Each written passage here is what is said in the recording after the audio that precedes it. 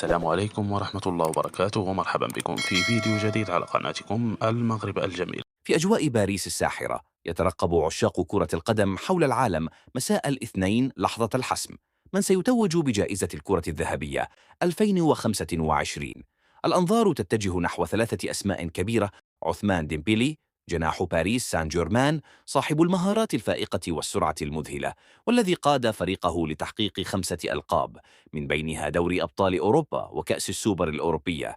أداؤه الفردي المذهل يجعله المرشح الأبرز حسب أغلب التوقعات. لامين يامال، الموهبة الصاعدة في برشلونة، الذي أبهر العالم بمهاراته رغم صغر سنه. الكثيرون يرون فيه مستقبل كرة القدم العالمية، وقد يكون المنافس المفاجئ في سباق الكرة الذهبية. أشرف حكيمي، النجم المغربي ومدافع باريس سان جيرمان، الذي جمع بين القوة الدفاعية والسرعة الهجومية، وأسهم بشكل بارز في تتويجات فريقه ليصبح من أبرز اللاعبين العرب الذين ينافسون على الجوائز العالمية.